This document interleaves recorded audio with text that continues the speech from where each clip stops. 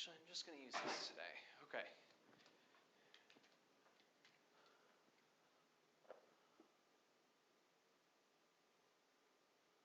All right, we should be set up and ready to go.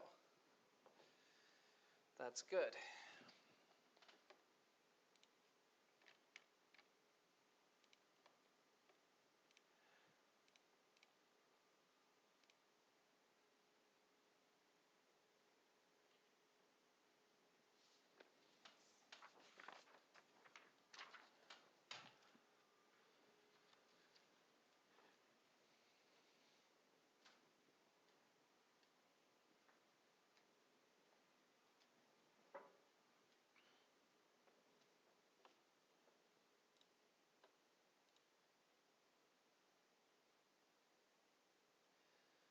Okay.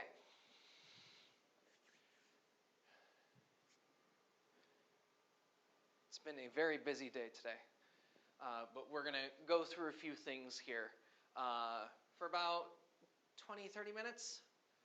And so let me know if there's anything in particular that you want to look at or go over. So, I'm going to start. If you missed the last time I met with things, I set things up on YouTube. We went through. We did stuff on the first 2 pages. And so if you have questions on anything on the first 2 pages, try going back to that first stream that I did. It should be up there, and go through and look at that. But I want to look at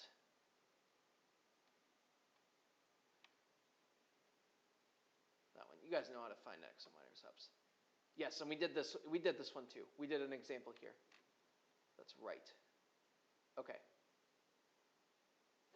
And I find that people are generally good with this page too. I want to emphasize this a little bit because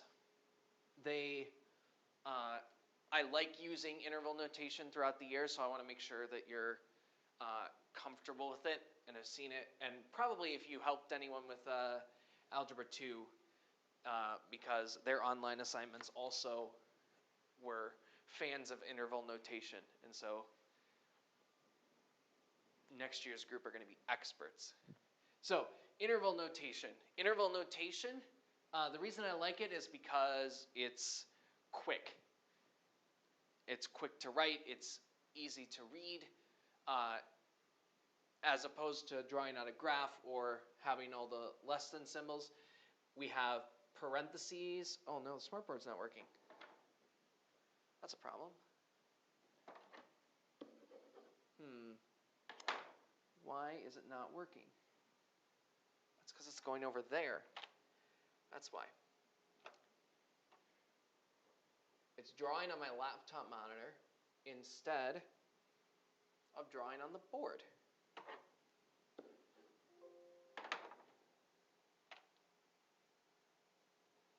So give me just a moment to fix that.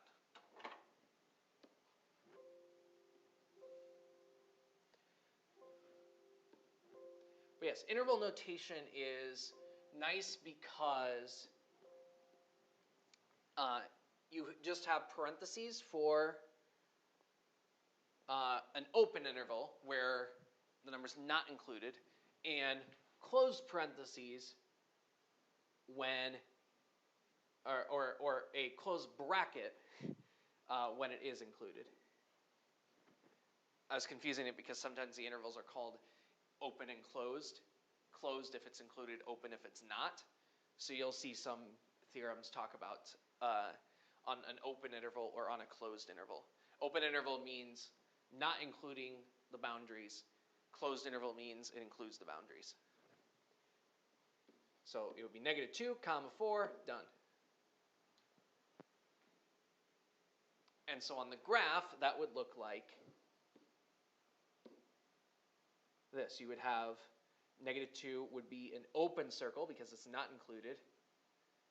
And then 4, so here's -2 and here's 4. And then 4 would be closed circle, and we want everything in between. Now for interval notation, if I have something like 8 here, that means 8's going to go on the right-hand side, and it's included, so we put a bracket. But over here, how far do we go to the left? Well, we go all the way to the left, as far to the left as we can go. So that's going to be negative infinity, all the way as far to the left as we can go.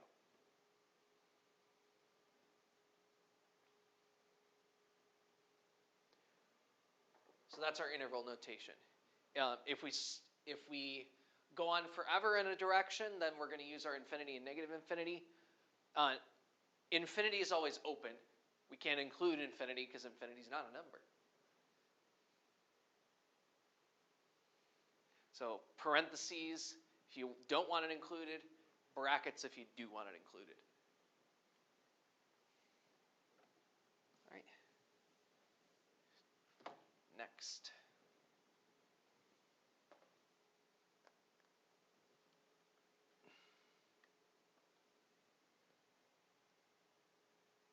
There and there, that should be fine. Oh, domain and range. And then here's where our interval notation is going to come in handy. All right. Domain and range. Domain is our x values that I can put in to the function. And range would be all the y values that I can get out of the function. Okay? Domain's all the x values I can put in. Range is all the y values I can get out. So if you're on a graph, you're going to read the domain, all the x values. You're going to read from left to right and look, what x values can I have? For the range, you're going to read bottom to top and see what the boundaries are there. Usually, like, what's the lowest I can go and what's the highest I can go. And those boundaries are going to be your range. So, for example, domain here, we have x squared minus 5. So domain is asking the question, in x squared minus 5, what things can I put in to my equation? What things can I put into x squared minus 5 and get something out? And usually you want to think about fractions, you want to think about 0, you want to think about negative numbers. These are all good things to think about. So our domain, in this case, what values can we put in? What numbers can we square and then subtract 5? Well, everything. And so our domain starts at negative infinity and goes to positive infinity. Another way you've probably seen that is all real numbers, this fancy R. That's another way. These are separate ways to say the same thing, just with different notation. Range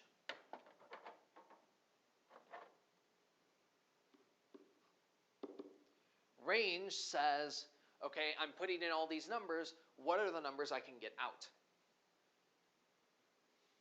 What are the numbers I can get out? Excuse me.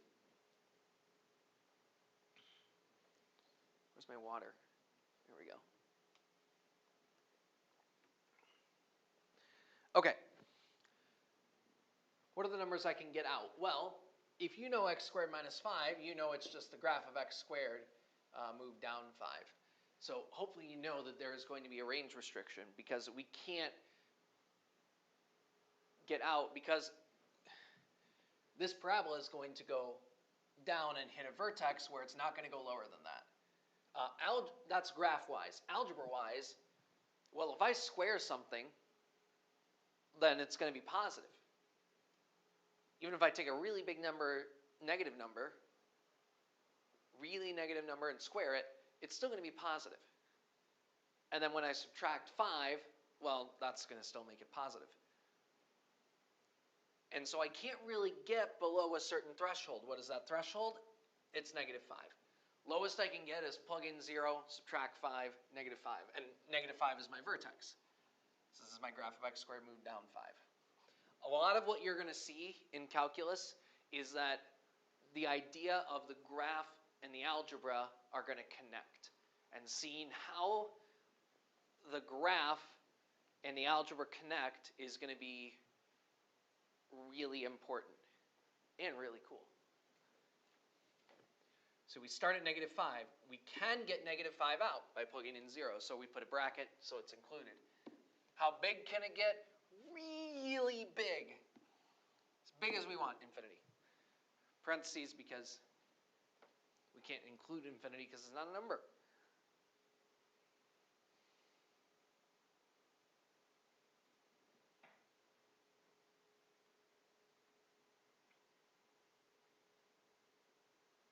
Let's do one more with a domain restriction. This is probably something that we're going to practice the first week. I think my plan for these first couple weeks, usually these first couple weeks, I just go through the packet. I'm probably going to use these streams and these meetings to go through a big chunk of the packet. And then what I want to do with the time that we have in class is to actually take and go through some extra practice questions. So that you're not just going over answers for problems that you've already done, you're actually doing some new problems and getting some new practice with the topics and focusing in on the topics that you need. I think that's going to be the best use of our time. So I'm going to hit highlights of the packet here. You're going to hand it in your first day here, as is always the case with this assignment. Always the first day I ask for these packets. So make sure you get them done. And we're going to spend time in class on these first couple weeks getting some extra practice in on top of that. Okay. I want to do 33 because 33, instead of having a problem with the range, it has more of a problem with the domain. And the reason it has a problem with the domain is because when I ask what numbers can I put in and get something out, there's a problem. And hopefully you can spot it. The problem is dividing by 0. We can't divide by 0. The biggest thing, the biggest things for domain, okay, domain. This is a terrible color to pick. Why did I pick this color? Let's go, that's close enough to purple. Go purple. All right. So 3 things for domain. Okay. Usually, domain is going to come in 3 main categories. Number 1, divide by 0. Okay? Can't divide by 0. Doesn't happen. Doesn't work. Number 2,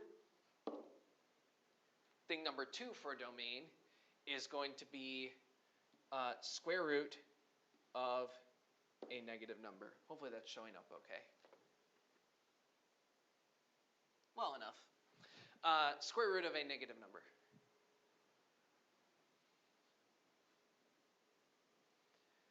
That's probably the second most common. Is can't take square root of a negative number because then it's imaginary, and we don't put imaginary numbers on our graph. It's a Cartesian plane, not a complex plane. Okay, number 3. Other functions. And what I mean by that is that there are a few other types of functions and types of graphs that have domain problems that we can't put things in for. For example, tangent has a domain issue. There are certain things that I can't take the tangent of. And you should be able to memorize your unit circle and know, oh, the tangent of this and the tangent of this and the tangent of this is undefined. And you have those asymptotes on there. That's a domain issue. Another example would be log. Log has a domain issue. I can't take the log of 0. Log of 0 doesn't exist. Can't take the log of a negative number. That can't happen.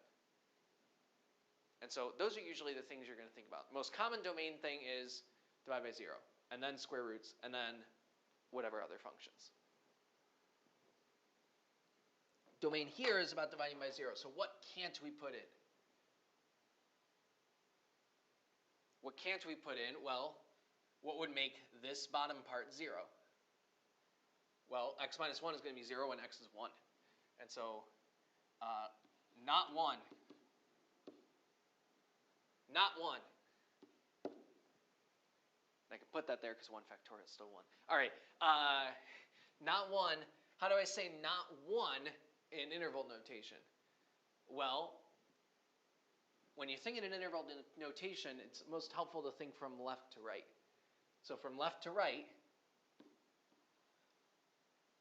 I can start as far left as I want, and I can go all the way across as far as I want until I hit 1, and then 1's a problem. And I don't want 1 included. Then I want a union, if you remember that from stats, union with 1 to positive infinity. Because I want, after 1, I want to pick up and do everything else.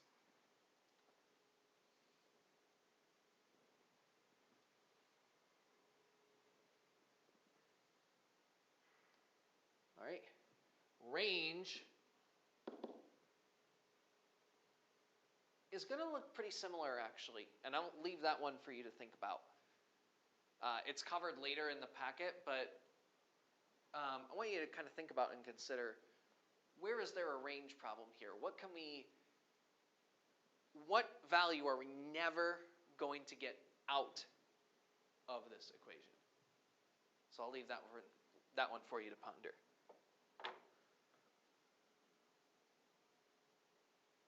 Leave this up for another second or two.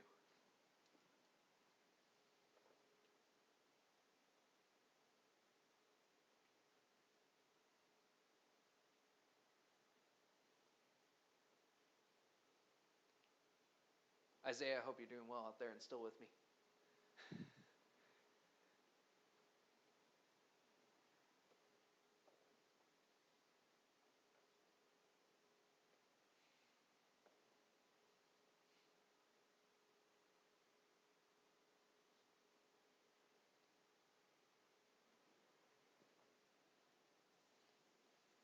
And we're at 3 now, so good on you guys for coming.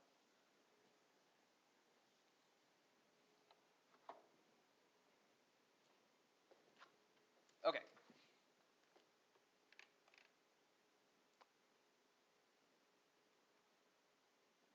What else? These, just follow along with the example.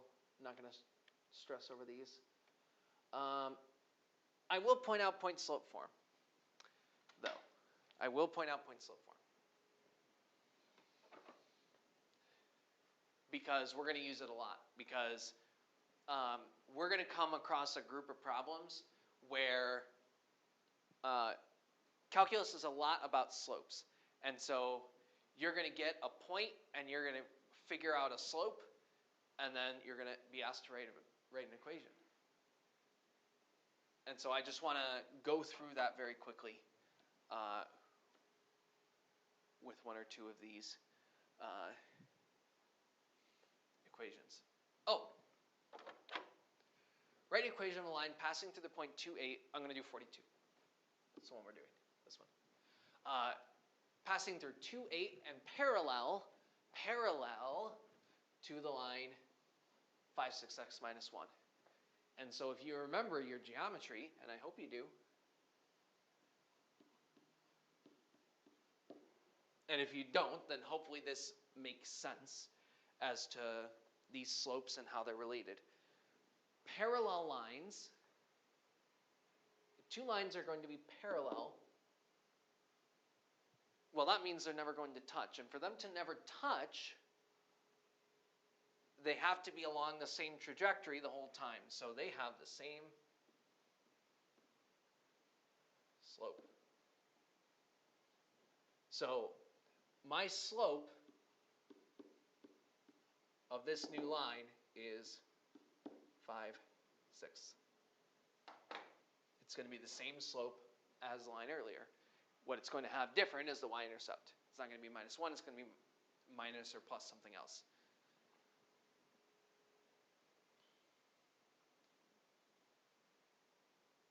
Point slope form. Here's point slope form. Y minus the y coordinate equals the slope times x minus your x coordinate. That's your point slope form. And it comes from the slope formula. If I divide by this chunk, right? If I divided by that chunk of the x minus x1, then we just have the slope formula. I'd have y, subtract the y's over subtract the x's. So that's where that point slope form comes from. The x1 and y1 are where the point go. Slope is where the slope goes. So we have y minus our y coordinate. Our y coordinate here is 8 equals the slope, which is 5, 6, times x minus our x coordinate, and our x coordinate here is 2. So that would be the equation on that line. Now you guys are more used to slope-intercept form. We're going to kind of bring you in towards point-slope form a little bit more, rather than slope-intercept form. It's just going to be more convenient because we'll have a point and a slope, and then we'll write that equation and we'll be done, instead of having to do anything else fancy to it. Okay, that's the only thing I really wanted to point out in this page.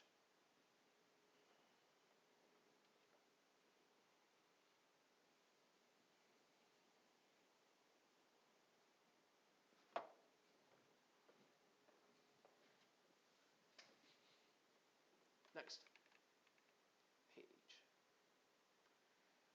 Converting from radians to degrees, you won't need to memorize this. That's just, making sure you can plug a number into a formula. I hope you can.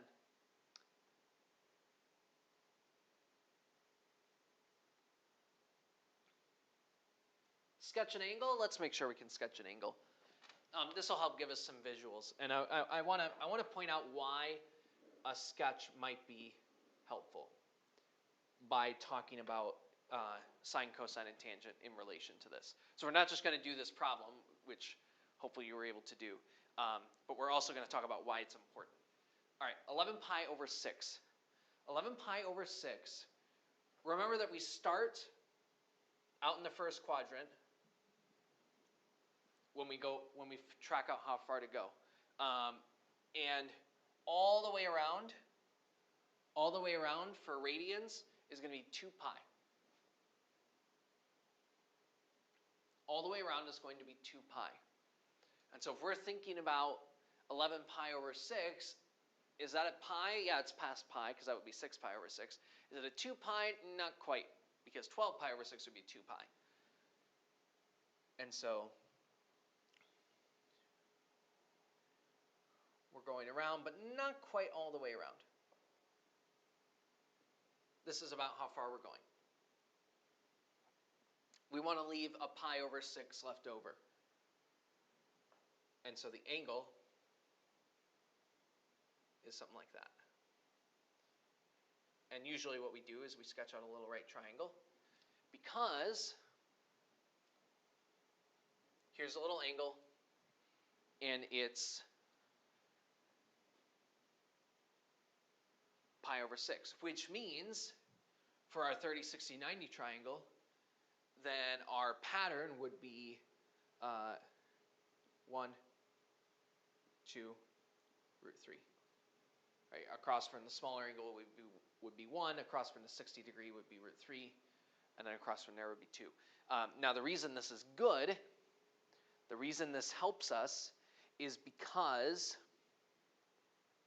then when we talk about, one more thing, actually, before we get to that. 1 is below negative. Almost messed that up.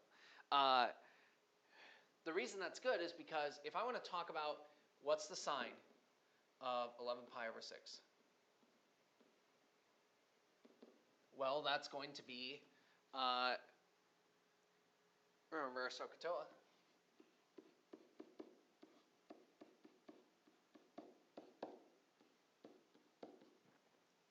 Sine of 11 pi over 6, oh, that is opposite over hypotenuse. And so that's going to be negative 1 over root 3, which is negative root 3 over 3.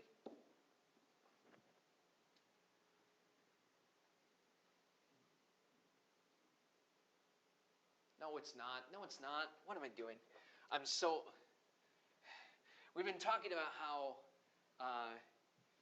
being away and remote for so long, like people are going to be out of practice. I think they're underestimating how out of practice we're going to be too. That's going to be fun. All right. This is negative 1, where the hypotenuse is 2. Goodness sake. But then if we wanted to know something else, like what's the cotangent of 11 pi over 6,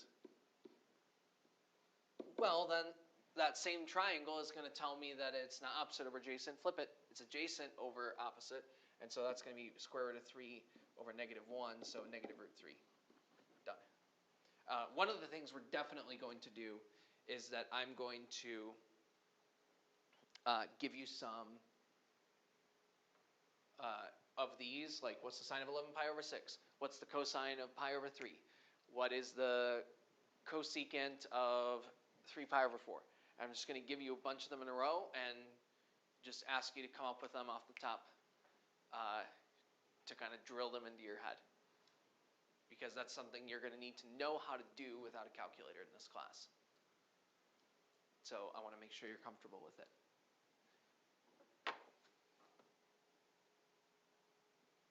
The only other thing I'll point out here is that what does negative mean here? Negative 5 pi over 3. Remember that negative means that we go the other way. Instead of going counterclockwise, which is what we usually do, we go clockwise.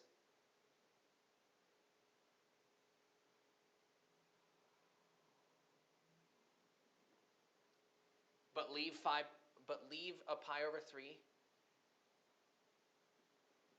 And so that's what here would be our angle theta.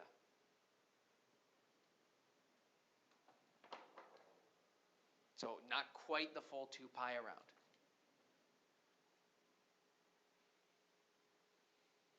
All right.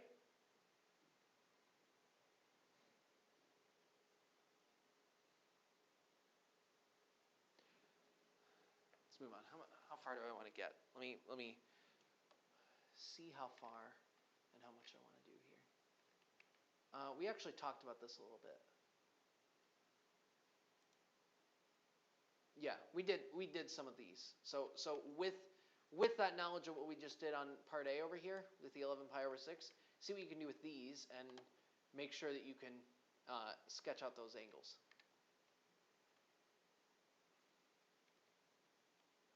This you should be good with. This should be easy, especially with the unit circle right there. All right. Okay, so we have trig equations. I'll save trig equations for later.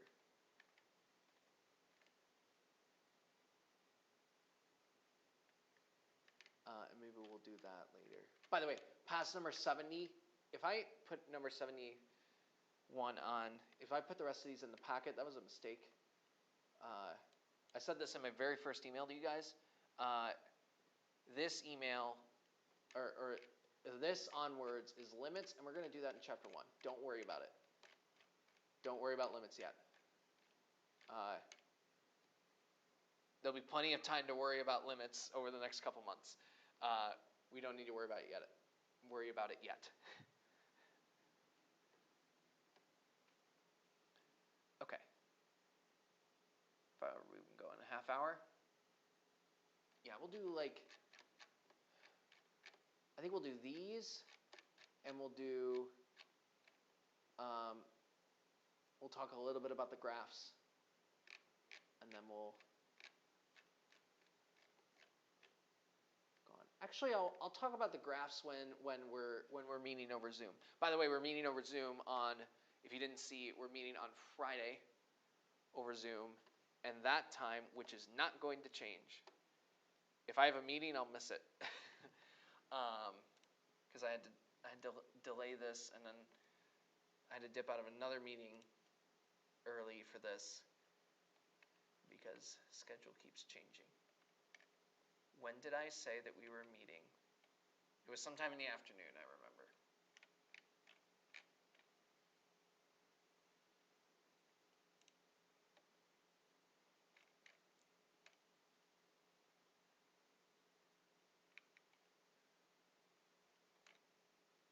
You go to my sent. There we go. I want to make sure, I'm pretty sure when it is, but I just want to make certain that I get it right. This week's plan. Good thing I checked, because I would have gotten it wrong. At noon. Noon on Friday. And that is going to be...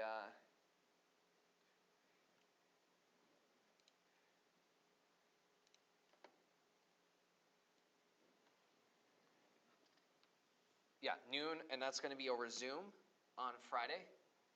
And I'm going to go through a few more of the problems on this packet. I'm going to answer any questions you have. I'm going to talk and check in.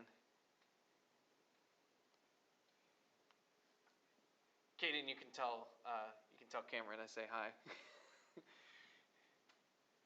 Since I am suspecting he put you up to that. Also tell Cameron that he said he was going to send me something, and I never got it. If he never got around to sending it, that's okay. But just if he did send it and it got lost in the mail, I just want him to know that, because he was going to send something to me.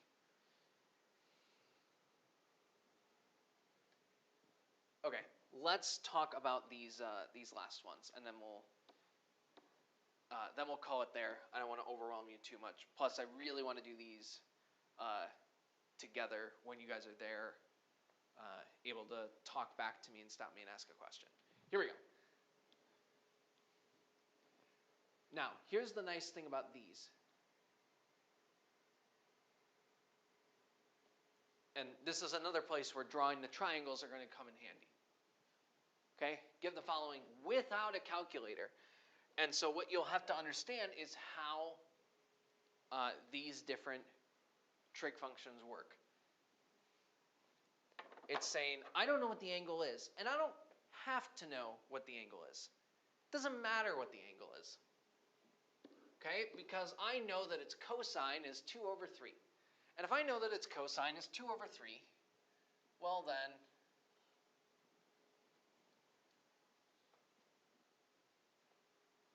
two over 3 would be adjacent over hypotenuse. And so I know that this triangle looks like 2 over 3.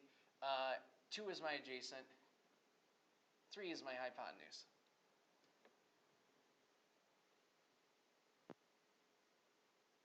And there's my angle. Okay? And now, if you're good with your Pythagorean theorem, we get 3 squared equals 2 squared plus x squared. And solve that down. I've already made one mistake today. I want to make sure I don't make another. Okay, there we go. Square root of 5. So that means this is square root of 5. So that means the tangent we know is opposite over adjacent. And so now we know what the opposite is. It's root 5. And then our adjacent, well, it's 2.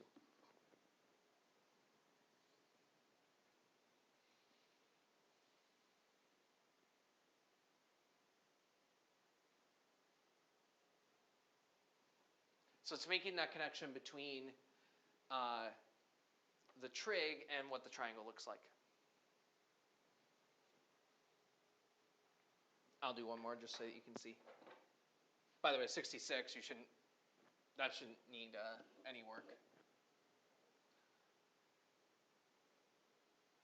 All right. The sine is 12 over, right? I don't know what the angle is. I don't know what the secant is. But I do know that its sine is 12 over 13.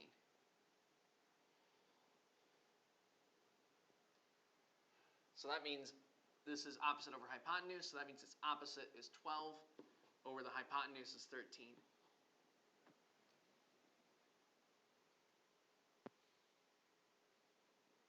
I don't know the angle, and I don't need to.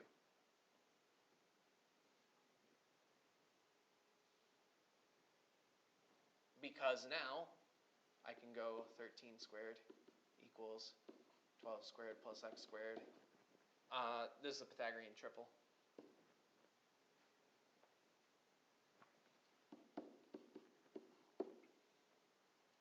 You can solve it down if you want, but it's Pythagorean triple. And so when we talk about secant, the secant is going to be adjacent over, adjacent over hypotenuse would be cosine, and so secant would be hypotenuse over adjacent. I can't have it all written out here, and so I gotta think it in my head. So hypotenuse over adjacent. And so what's the hypotenuse? The hypotenuse is 13. Over adjacent, well, we know the adjacent is 5. And we did that without even having to know what the angle was.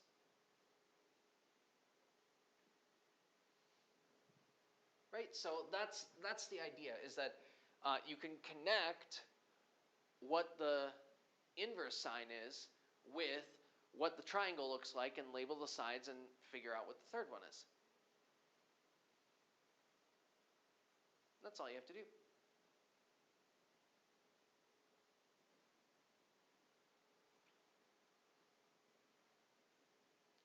All right. Friday at noon, you should have the link in your email.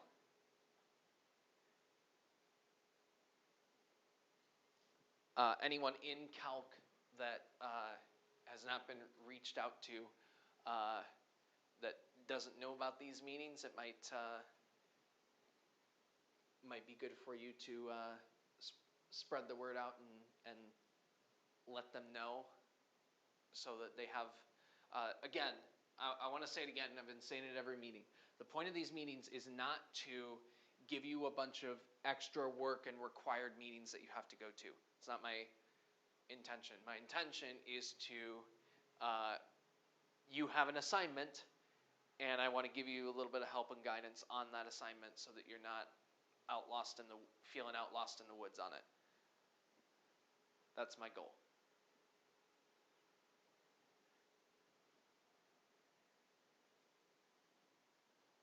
So on Friday at noon, and I'm going to hope to see everyone there.